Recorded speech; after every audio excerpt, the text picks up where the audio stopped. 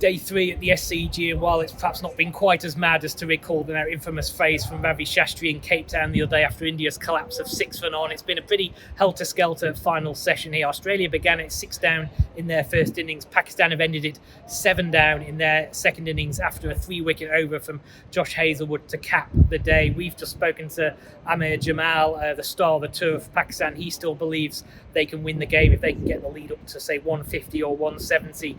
That feels some way away now. But Danielle, can Pakistan still win this test match? After we witnessed that mad final hour or so, anything seems possible. But I think Pakistan will feel they've blown a real chance here. Pakistan had all the momentum after tea. They took, as you said, 5 wickets for 10 runs, took a lead for the first time in 13 years in a test in Australia. But then taking a lead doesn't equate to doing well across 4 innings. And what happened with Pakistan in that final, in that third innings, would have felt slightly familiar for long-suffering Pakistan fans who followed this team's fortunes in Australia. I think they were just about getting out of it okay until the final 25 minutes or so. Pakistan were 58 for 2, leading by 70 odd for 2. But then a couple of wickets fall, and then Josh Hazlewood bowled a sensational over, takes 3 wickets, 68 for 7. It's really hard to put a positive spin on it. I think it's telling that Amir Jamal was alluding to and hoping for yet another miracle, because that is exactly what Pakistan will need.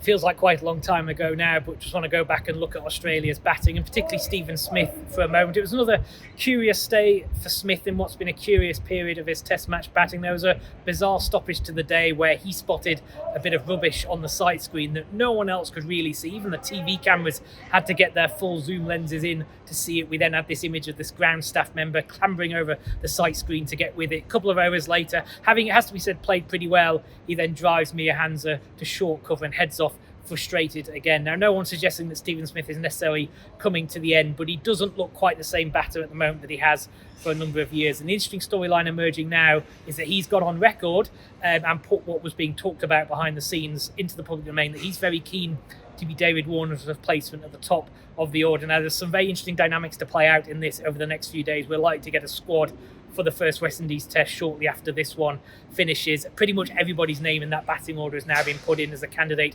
Shane Watson, speaking to ESPN Cricinfo the other day, very much behind the Cameron Green model, sort of following what Watson did.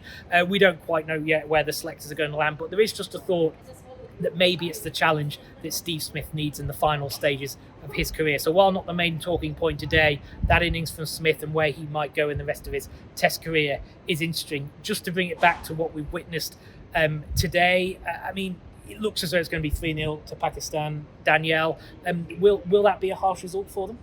3-0 to Australia will be a harsh scoreline, but the only problem what Pakistan will really consider is this is a test match, and across test matches, even if Pakistan have clung on to Australia's coattails for long enough, you have to be able to do it across 4 or 5 days, across 4 innings. Pakistan held on in Melbourne for just about long enough, but they didn't do it. They didn't take it right to the end, and that's what they've done here. You take a first innings lead, and that's well and good, but that's just a foundation to build on. You have to be able to do it in that 3rd and 4th innings, and as we've seen historically, Pakistan do have a second innings collapse in them, and that's something that's happened again. Australia potentially know that they're always in with a chance with Pakistan's batting, suspect as it historically has been and currently is, and I think that's something that repeats itself as a pattern. It's been happening for 28 years or so, and there's a reason Australia have won 16 tests on the bounce against Pakistan here, primed to make it 17, barring that miracle that Jamal was hoping for. The one glimmer of hope I'd offer Pakistan is Jamal said the wickets that Pakistan took and then the ones that Australia took,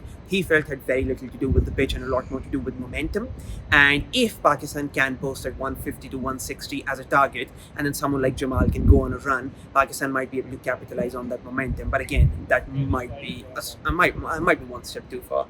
Well, barring another interruption from the Sydney weather, it looks very likely that tomorrow will be the final match of this test and the series, and we'll be back to bring you a wrap-up of how it plays out on ESPN Cricinfo.